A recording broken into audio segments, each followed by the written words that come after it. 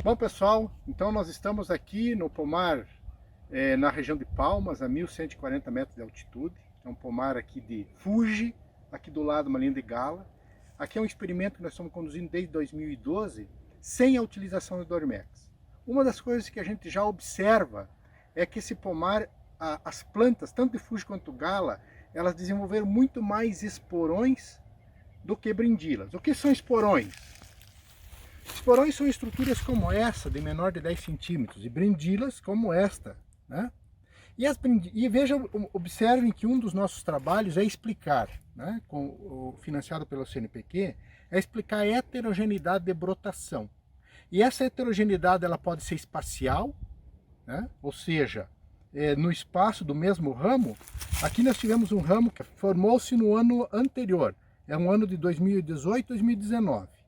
Ele entrou em dormência em 2019, saiu de dormência em outubro, né, e brotou. Veja que a gema apical ela desenvolveu uma outra estrutura muito forte, né, uma brindila, né, que a gente chama esse ramo maior, em torno aí de 25 centímetros, e com várias gemas produtivas. Isso é muito interessante. Nem sempre, nem todos os anos isso acontece, de termos gemas produtivas na lateral. Em geral é na apical. E abaixo, né, da estrutura de crescimento, ela desenvolveu outros ramos, e nesse caso aqui são esporões.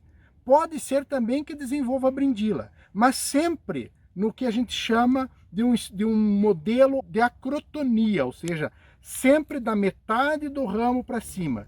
Veja que da metade para baixo, na parte basal, né, praticamente não há brotação.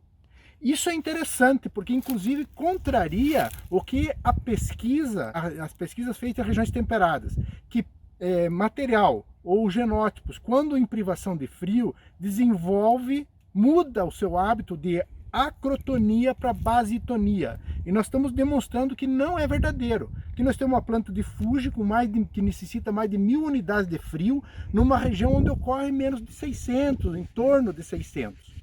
Então, ela está numa condição marginal, inadequada. E mesmo assim, ela mantém seu hábito de acrotonia, né?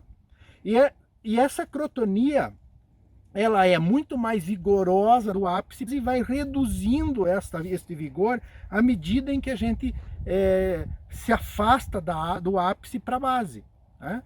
E uma outra coisa interessante é que muitas vezes inibe, inclusive, as gemas da base. Se ela tivesse numa condição melhor, né, de frio, ou o ideal para ela, na condição plena, ou até superior na necessidade dela, provavelmente ela desenvolveria um ramo menos vigoroso no ápice e outros ramos, ou até mais esporões aqui na base, né? ou brindilas.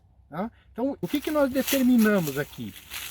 Inclusive a quantidade de açúcares, tanto da base, do lenho e das gemas da base, quanto o lenho e as gemas do ápice, e ficou claro que tem muito mais disponibilidade de açúcar solúvel, amido, reserva nesse lenho, na parte apical do que na parte basal.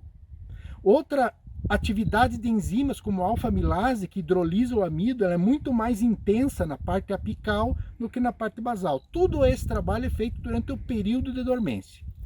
Também a gente procura fazer testes biológicos, tanto o tempo médio de brotação de cada uma dessas gemas, né? A gente pega normalmente o ramo do ano, né? Do ápice quanto da base. Então é mais uma evidência de que gemas da porção terminal, da porção apical do ramo, da metade para a ponta, ela tem uma profundidade de dormência menor do que as gemas basais. Outro teste biológico que a gente faz é o teste de Tabuenca, só que esse nos esporões e não nas brindilas, para verificar quando essa gema tem capacidade de hidratação e de acúmulo de matéria seca, que é uma evidência de que ela sai da dormência. Nossas conclusões até então é que essas plantas, nessas condições, tanto Gala, quanto Fuji, quanto a própria Eva, que é um material um genótipo de menor necessidade de frio, não entram em âmbito de dormência profunda. e que a paradormência ela predomina. Tanto é fato que é isso que explica essa crotonia forte em materiais de alta necessidade de frio em condições de baixo acúmulo de frio.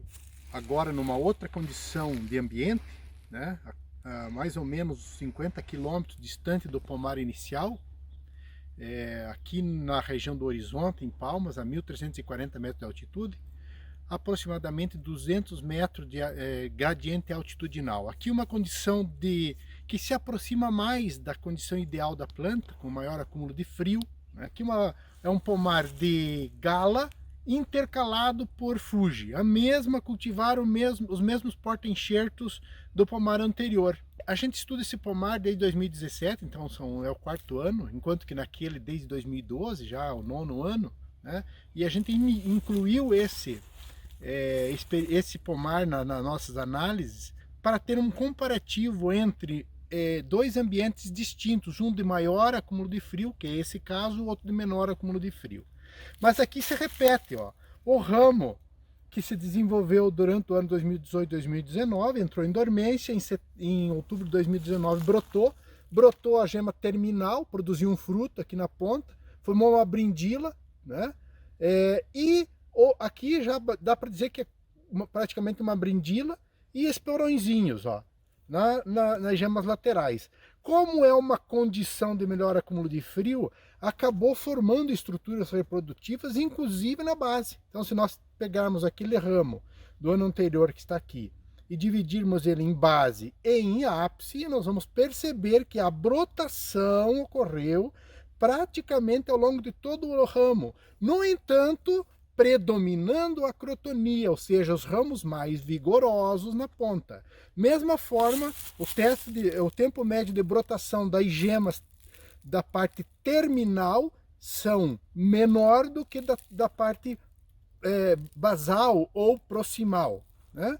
Isso demonstra também que essa cultivar, né, nessa condição, ela não tem uma endodormência profunda, a paradormência ainda ela é predominante porque o tempo médio de brotação nunca é superior a 30 dias em condição de forçagem. Bom, eu falei para vocês então da heterogeneidade espacial, mas vou comentar também da importância da heterogeneidade temporal. E a heterogeneidade temporal ela ocorre em ambas as situações, né? Tanto lá em 1140 metros como aqui em 1340. E por quê? Aqui que é a temporal, é aquela, na mesma planta você tem gemas que já brotaram, já floresceram, já tem frutos, outros estão em florescimento e os outros estão em dormência.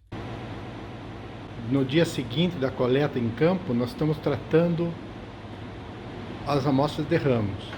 Então uma brindila, como esta que pode ser vista aí, de aproximadamente 25, 30 centímetros, ela é segmentada em 4 porções: apical, 3/4, 2/4 e base. E ela vai então para a espuma fenólica.